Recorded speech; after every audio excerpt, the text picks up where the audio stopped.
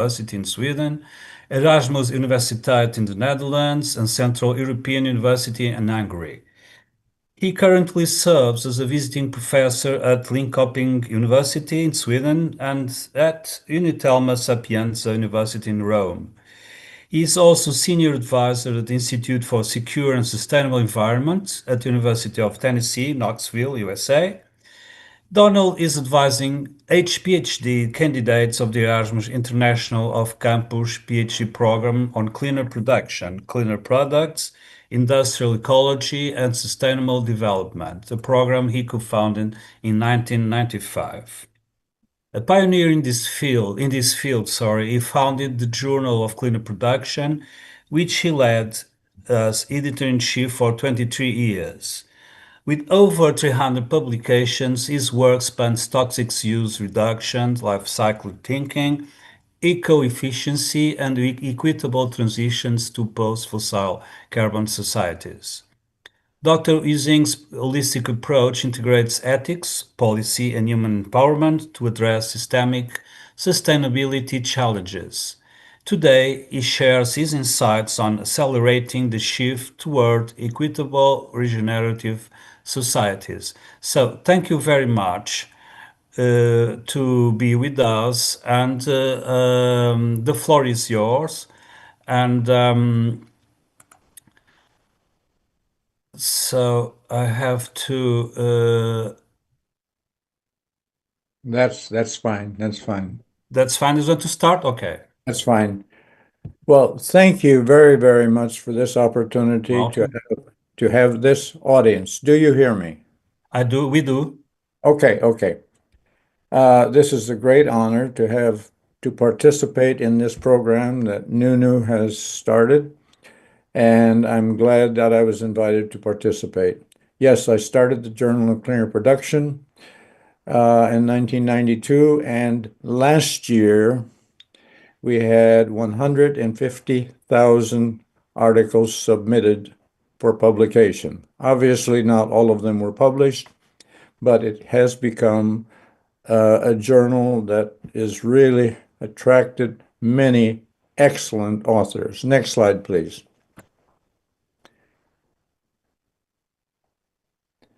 Sorry. This one?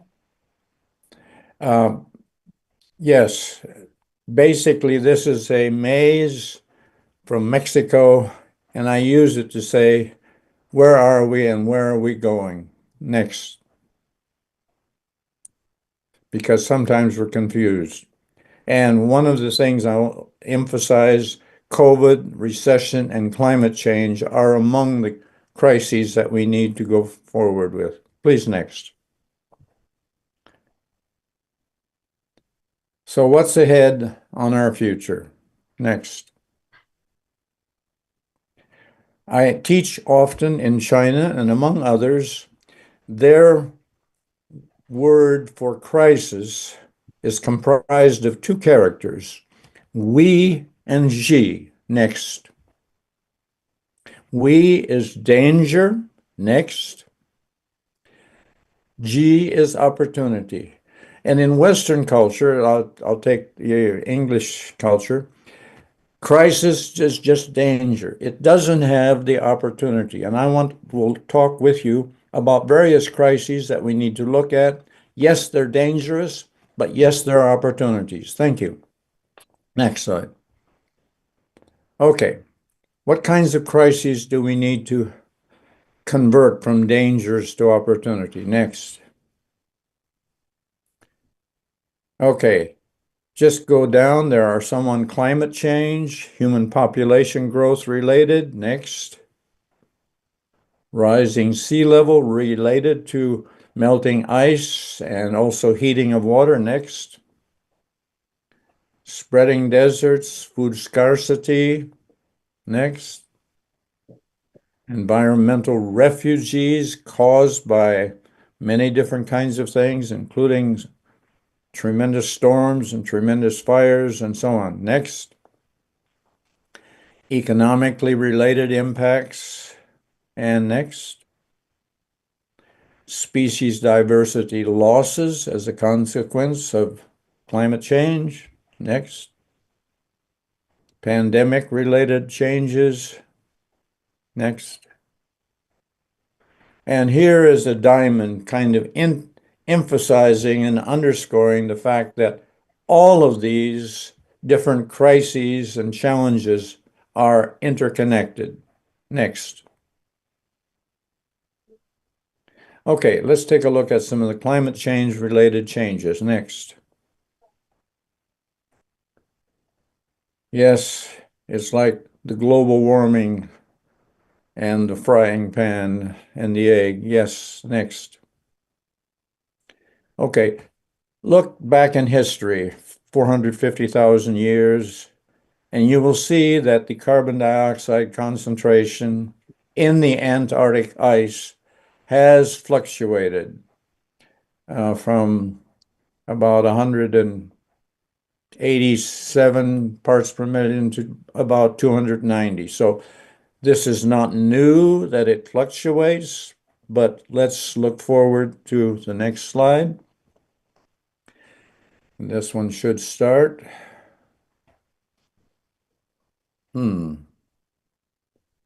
Not starting.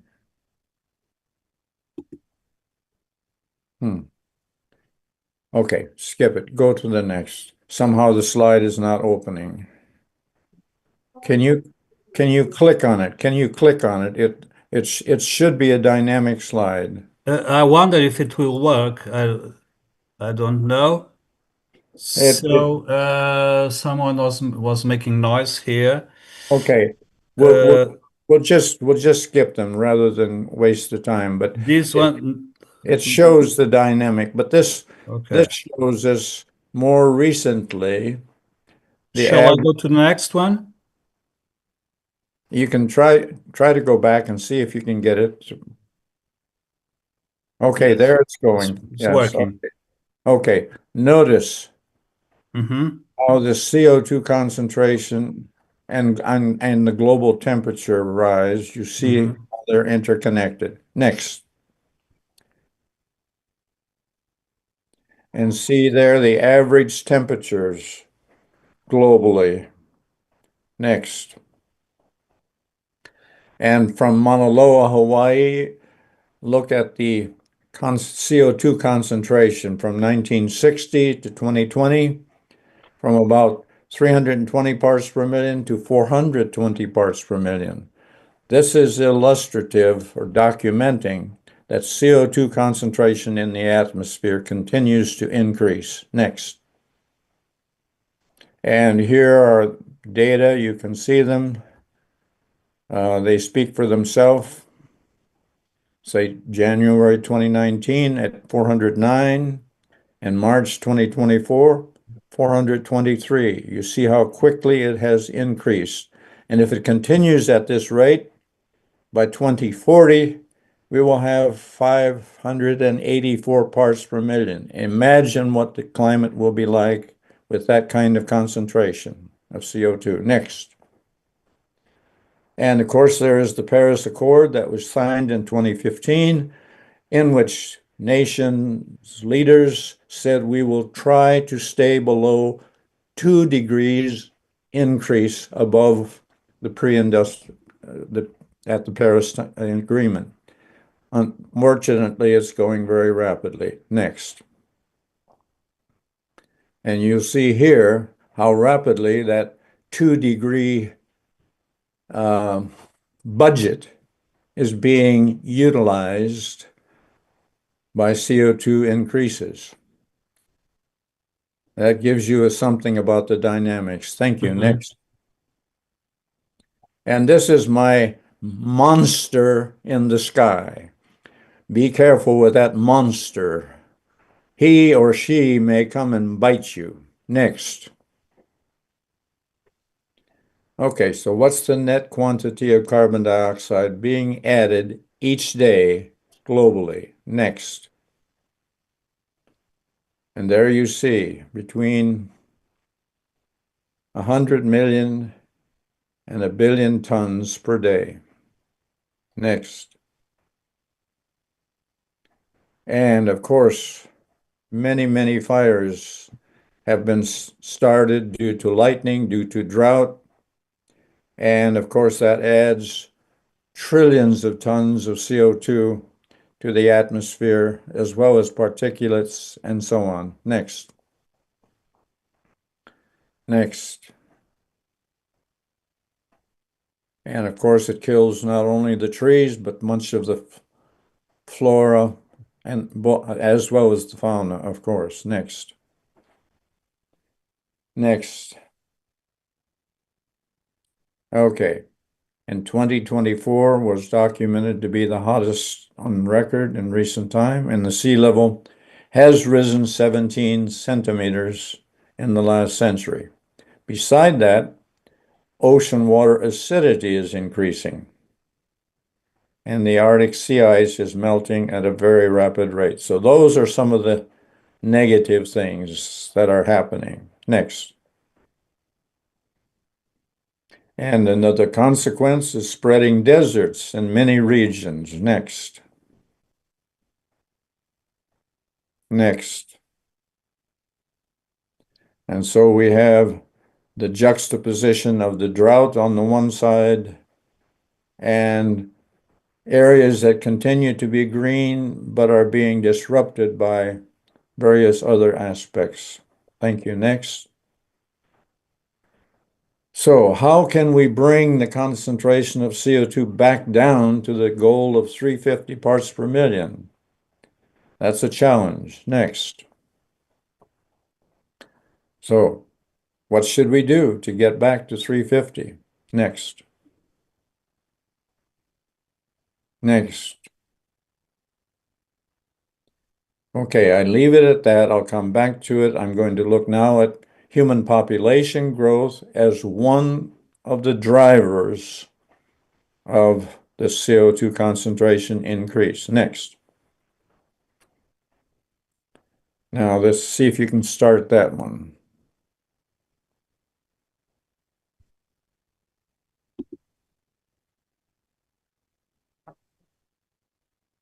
Okay. Um,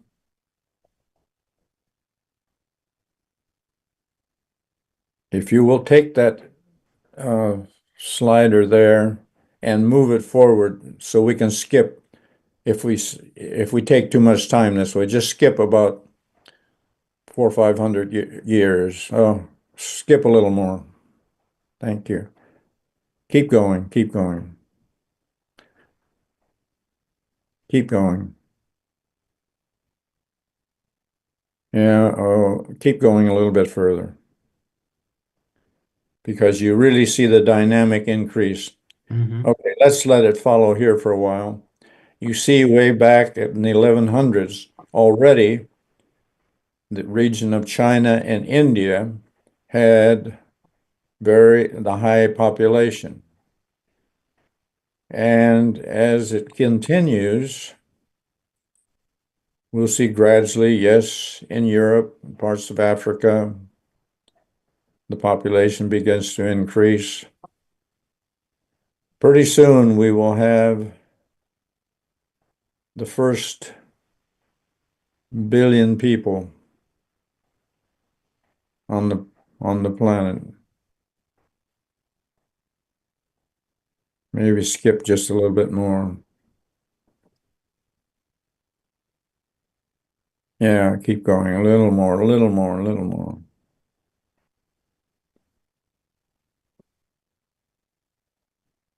Okay, there. 1822, something like that. The first billion. Now let it go.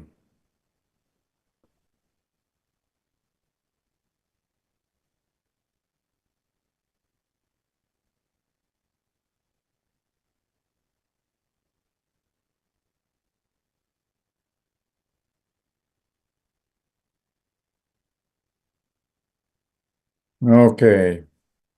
Notice there, now we have 9 billion, or projected to be by 2050.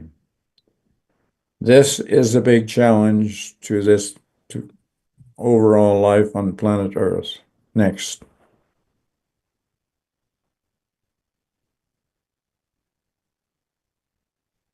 Next.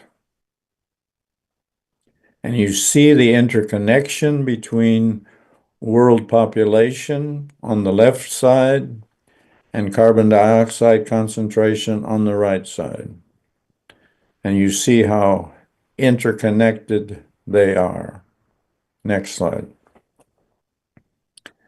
And just to illustrate how many people, what is the net increase in population per year? 81 million.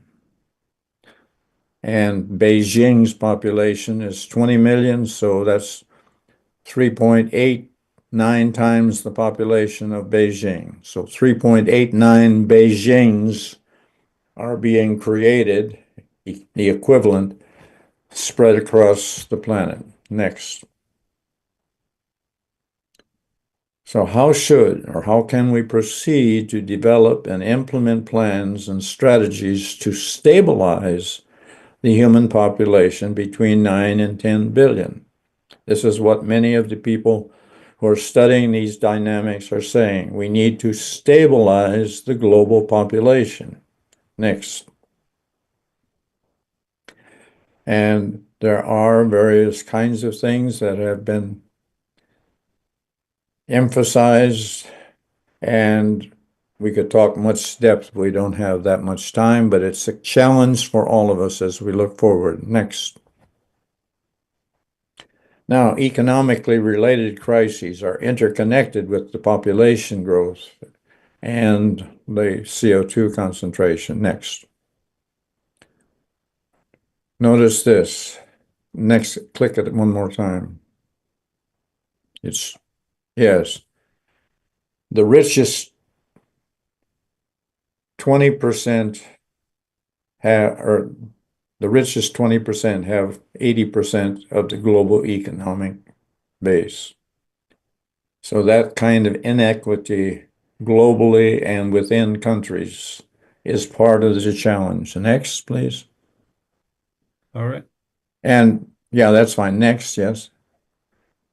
And no, back up one. Now, then there should be another one in between. Next. The inequity between, well, okay. This is emphasis about the poor. Next. Okay, here. The gender inequity is another one. And look at the difference in gender inequity in Estonia, Latvia, Austria, Germany, Czech Republic, and so on and so on. Luxembourg is the least difference between male and female in terms of income and so on. And that gender gap is a big challenge in our total system. Next. And you can see it there. We hear about so much about the billionaires. Imagine 26 billionaires have the same wealth as the poorest 3.8 billion people. That kind of economic system is rampant inequity, is part of our challenge. Next. And pandemics. Okay. Next. Just keep clicking. You see a number of different deadly viruses that we've had in the past. Keep going.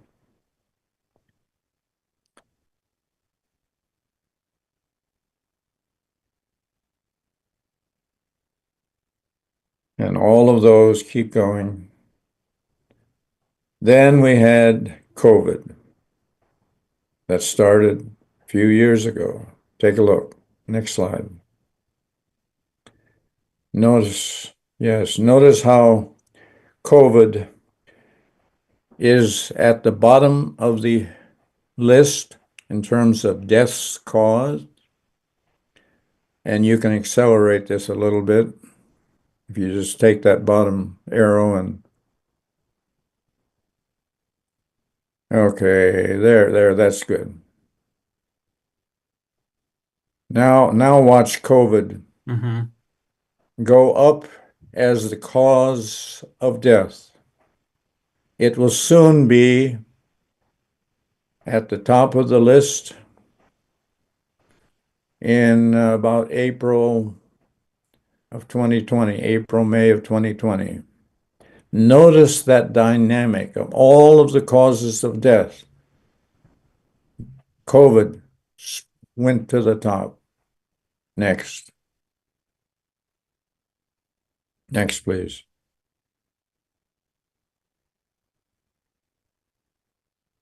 And just to look at it in 2021, the cases, the recovery, the deaths. Okay, so it was 5.2 million at 2021. Next. 2023, it was up to 6.8 million. Next. And March 24, up to 7.5 million. And I don't have more recent data, but you see the dynamics of a pandemic. And of course, fortunately, quite quickly, we got some very good vaccines, and it has been able to help slow down and nearly stop, but still there are COVID cases happening. Thank you. Next. And in this respect, Donella Meadows has used the concept of systems approaches. And we need to understand the interconnectedness of systems, of how climate change, COVID pandemic, and other challenges are so interconnected. Next. We need to co-work locally, regionally, nationally, and globally to help make the changes so as to minimize the risks of COVID-like pandemics and some of the other challenges. We need to work together. Next. The interconnected with the number of people, the number of resources that each of them uses, and the environmental degradation of those products that they use end up with the environmental impact of that population.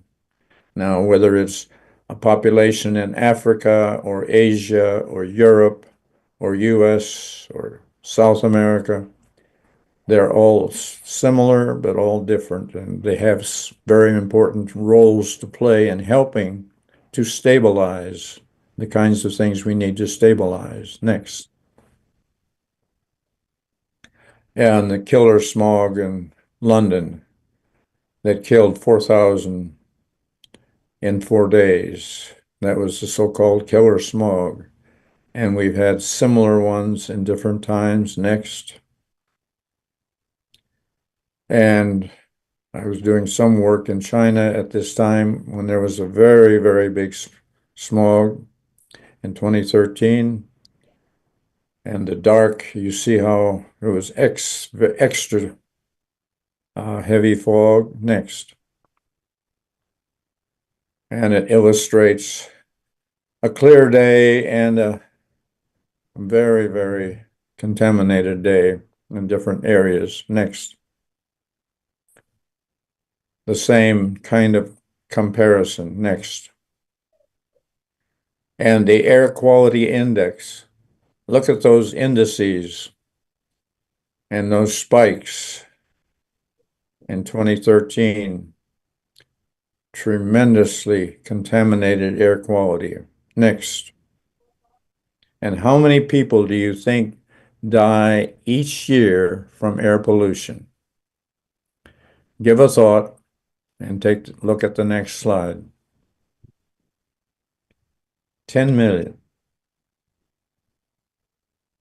Think about it. We've got some challenges. Thank you. Next.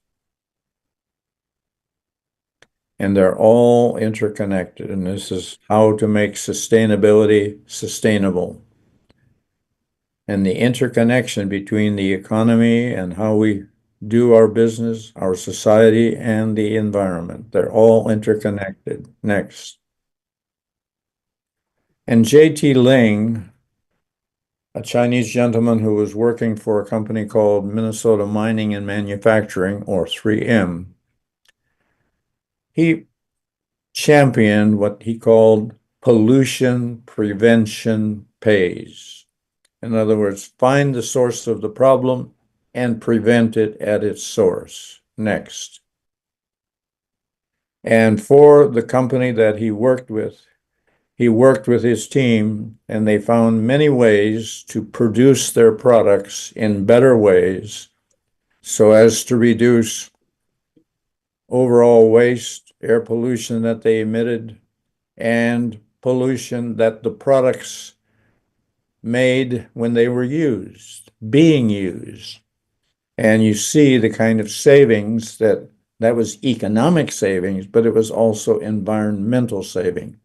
So one of the kinds of approaches I've been using very much is pollution prevention pays, how to prevent from the source of the design of the products, how it functions, how it can be improved and utilized in a better way. Next. And that's the difference between a linear economy where we often use something once or twice and then, in quotes, throw it away as waste. In contrast, designing the products to be used in a circular way. On the one hand, to be upgraded, like a computer can be upgraded. It can be repaired. It can be remanufactured. It can be recovered in total recycling. And that's the circular economy versus the linear. This will help us in many, many ways globally as we go more and more to a circular economy in reality and circular economy in thinking and in planning. Next. So how can we in higher education, and I've spent my basic life since 65 getting my Ph.D. in 1965, working in different universities. And yes, there are challenges about higher education helping to lead the change. And part of it is new thinking. Next.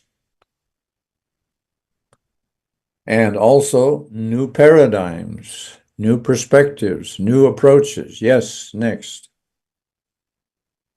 New policies at the university level, but at the governmental level, at the corporate level, and at the individual family level. It may not be formal policies, but they're what a family, what a unit, what a community does, all the way up to global issues. Next. And yes, new technologies. And there are many, many exciting new technologies coming out. Next. And new management. And that's important. How the management works with its employees and with its customers in a much more proactive, preventative way. Next. And that means new kinds of cooperation, all the way from top to bottom and internationally, from nation to nation, really working together because we're all on this same planet and it is all interconnected climatologically, ecologically, economically, and ethnically with mixtures of ethnicities in so many ways. Next. And new values. Bigger isn't always better. More isn't always better. Richer isn't always better. It means new values. Next. And among those, one of the ways to help to accelerate the change is to divest. And next. That means, and there was a group of students, next, in 2011 at Swarthmore College in Pennsylvania, who said they were the group that worked to start fossil fuel divestment. Instead of drill baby drill and dig baby dig in terms of oil and coal, looking to switch to divest from those and invest in renewable energy based on wind power, based on photovoltaics. based on hydro and other kinds of things. Well, they started this in 2011, but look what happened, and look what happened as a result of their work. Go, next. They called to their university to digest from coal, and the president of that university agreed to stop using coal and shift into renewable energy. That was the beginning. Next. Other student groups began to challenge their universities to divest from fossil fuel-based systems. Next. And there you see from when they started it up to 2019, look at the amount of divestments in various places as a consequence of this group of students that started this. Next. About almost $15 trillion of investment in fossil fuel-based systems have been divested by these groups, as you see on the right. And that is helping to accelerate the change from the fossil fuel-based system to renewable-based, ecologically sound systems of energy development and utilization. And think of that, a group of students in one college working on divestment, take your investment out of this and invest in renewable energy, is a beautiful example of what a group of students can do and how others could do something like that next. So, no new investments in oil and gas and coal. Next. Sell existing investments tied to oil and gas in the next years. Next. Invest in climate solutions, such as you see the list there: sustainable agriculture, sustainable forestry, water efficiency, and spread the word. Next. And fortunately, a number of funds that you can invest in, so you can divest from other funds and invest in funds here that are particularly focused on helping to accelerate the transition to equitable, sustainable, post-fossil carbon societies. Next.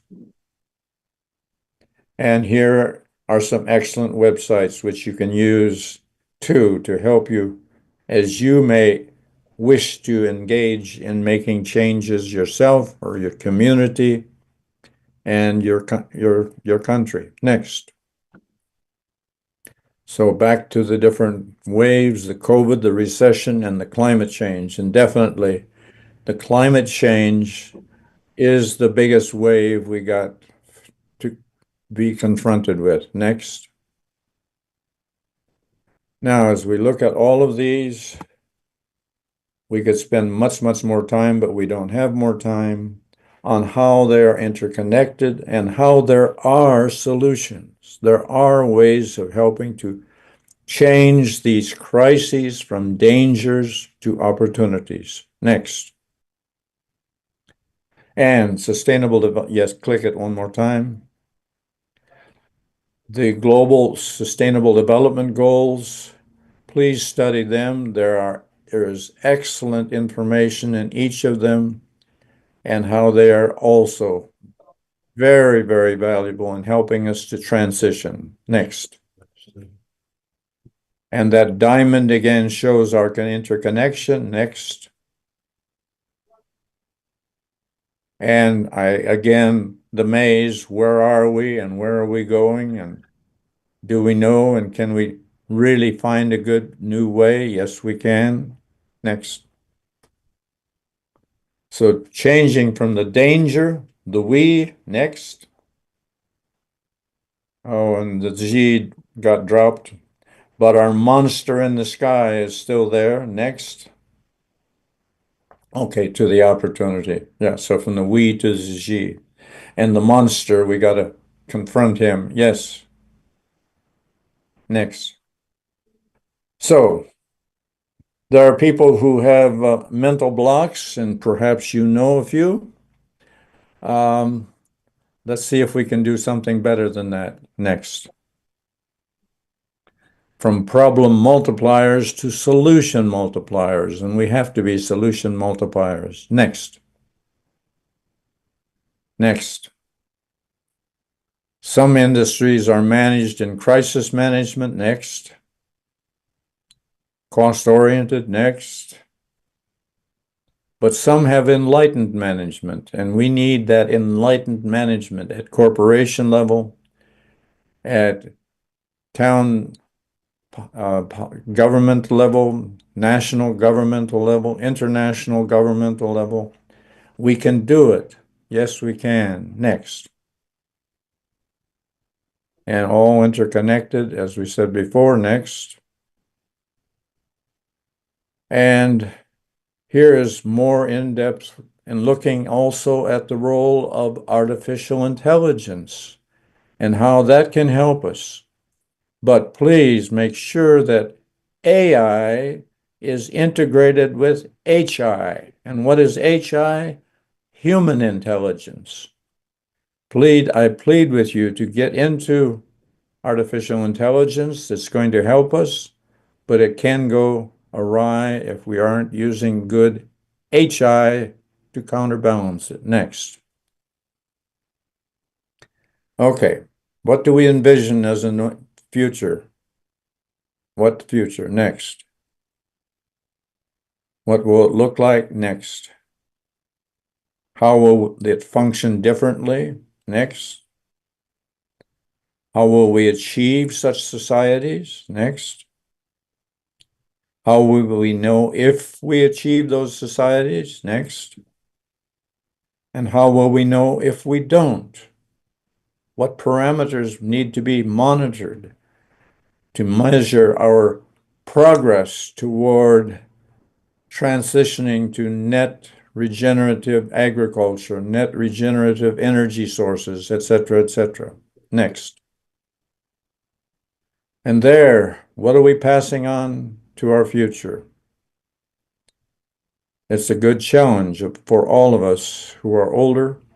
What about the next generation and the next generation? I'm part American Indian, and we look at 7 generations. And so I think about the 7-generation principles. Next. So transgenerational perspectives is part of our challenge, part of our opportunity. Next. And all kinds of interconnections. You see how all of these are interconnected. Next. And once again, the extremes in drought in some areas and the extremes in wetness in the next. Next. And we've seen this before. Next. So what about the future on planet Earth? Next. And the difference between governmental time, corporate time, species time, and ecosystem time. So time is a challenge, and time keeps clicking. So it's your opportunity to help make a difference. Next. Next. Okay, are you ready? And Schumacher said, we must begin to see the possibility of evolving a new lifestyle with new methods of production and new patterns of consumption, a lifestyle designed for permanence. Thank you, Schumacher. It's a very good challenge. Next. And Chief Seattle, one of the Indian legends, all things are bound together, all things connect. What happens to the earth happens to the children of the earth. Man, women, has not woven the web of life. He, she is but one thread. Whatever he, she does to the web, he or she does to himself. Think about that. Chief Seattle said that hundreds of years ago. How brilliant. Next. Who should be empowered? All of us. Next. That means these re-words, the rethinking, re-envisioning, re-evaluating, rededicating, and revitalizing.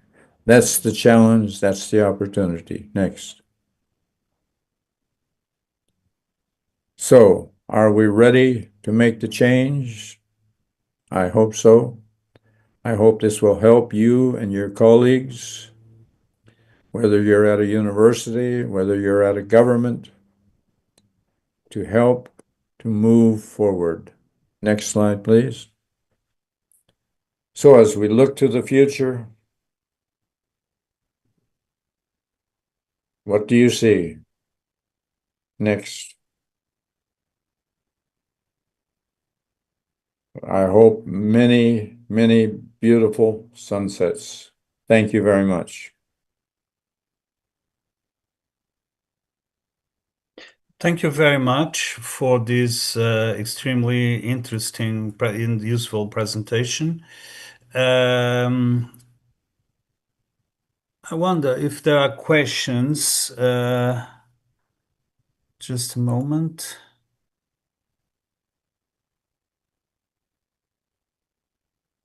Not here. So this is quite important. This lecture. Thank you very much again. And when you were quoting Shiv Seattle, this reminds me that how important is traditional knowledge for this world. And some institutions, some researchers, some people are bringing to these new times traditional knowledge in that connects with several aspects, with several disciplines, and all that is important to try to help to to prevent bad things to this world. So this is quite important. I'm very pleased to have assisted to this lecture, to this presentation. So I'm not. I'll try to see if there are any. We are facing here some technical problems, but I'll try to. Just give me a second.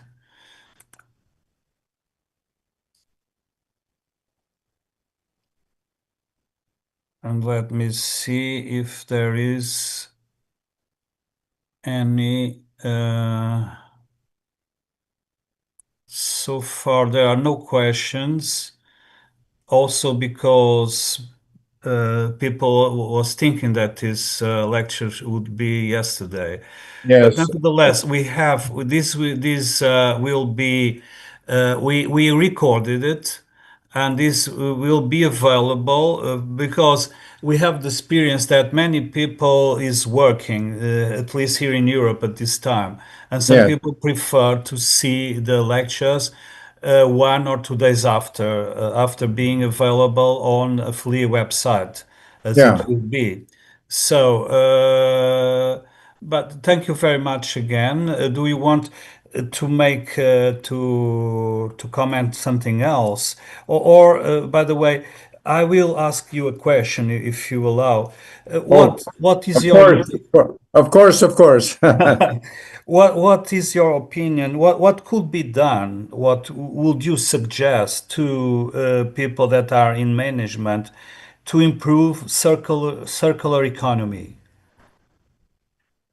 Um, Excellent question. And fortunately, many in management in various kinds of companies are making a transition already from the linear, use it once and throw it away mentality to circular.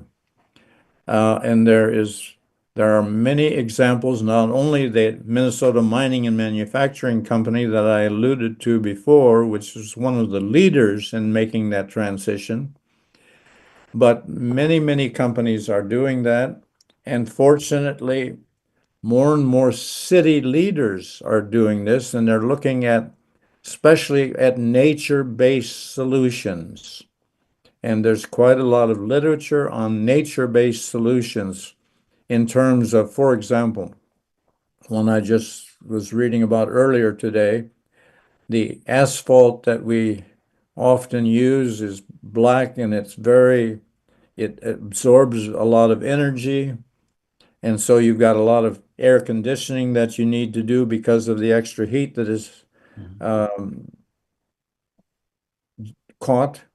That they're changing the kind of material in there and adding extracts from plants to make it much lighter and make it that lighter in color, far less energy absorbed from the sun, and far less air conditioning. You see that in kind of interconnection, and that's based on the materials that they use to make roads. So it's just one illustration. Another illustration is we have in electric vehicles a lot of lithium-based um, batteries. Mhm. But there is a group in South Korea that is now making batteries that haven't hit the market yet. They make them out of carbon dioxide, and they make nanocarbon filament batteries, which are 3 or 4 times lighter than the batteries. By the way, I happen to have an electric vehicle and it has lithium batteries. And so, as you know, some of the lithium batteries have exploded. Mhm. And therefore the kind of risk. But this case here, transitioning from a lithium-based battery to a CO2-based battery. So you take CO2 out of the atmosphere, make nanocarbon filaments.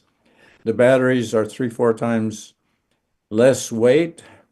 They're recharged twice as fast, and they go 3 times the distance. So imagine that kind of quantum jump Mhm. Mhm. and taking CO2 out of the atmosphere at the same time as you're making batteries. Hey, and so on. In other words, K through 12 education. And fortunately, there are curricula in K through 12 that have excellent examples of this kind of transition. So if we already help our children as they're in K through 12 to begin to look at ways to make improvements, and certainly at junior college level and normal college level and at the undergraduate, at the master's, at the Ph.D., we need a lot more people educated in this. How do we accelerate the transition to equitable, sustainable, post-fossil carbon societies? And of course, global climate change, global climate change, but also global population dynamics needs to be stabilized. This 81 million net increase per annum Mhm. cannot continue. The Earth doesn't have that room. So thank you very much. So this I didn't know about these CO2 batteries. Is fascinating. Is brilliant. Removing the CO2 from the atmosphere and transforming that into power for vehicles is brilliant. Yeah, And this is I'll, I'll, yes. I'll send you some information on it. Thank you. Thank you very much. So this is brilliant and again, and this gives us some hope for the future. And let's hope that people that are in politics and in management realize how important is this new thinking, this rethinking of using this kind of batteries of on CO2. Yeah, yeah, yeah, yeah. And And similar new ways of agriculture, new types of fertilizer that are bio-based rather than NPK based is a kind of thing. So our agriculture from which our food is produced, there we can start in many yes, ways. And there are a dozen different ways to help make transition to a more sustainable net regenerative agriculture. That's another whole gigantic area. of course, that will be a theme for probably a new lecture in the future. In Well, I've got one on net regenerative agriculture. That will be very interesting. So, I believe it's about time to close this session. Thank you very much again for your participation. And let's hope to hear about you more in the near future, because it was fascinating, this lecture, and with important knowledge to be spread among people. And my colleagues will contact you soon to because this lecture was recorded, and if you agree, you can produce a text for publication in paperback with time, of course, but we will contact you soon about the Okay, publication. okay. And if there are questions, send the questions to me. I would be happy to help Of in course, answering them. of course. Thank So you. Thank you thank you very very much. much again, Professor Donald Huisingh. And Best of luck. thank Nuno on my Of course, behalf. I will. I will. I will. Okay. Bye Okay. bye. Bye bye. Bye bye. Namaste. Namaste. Namaste. Take good care. Bye bye. Bye bye. Nuno, se puderes ficar.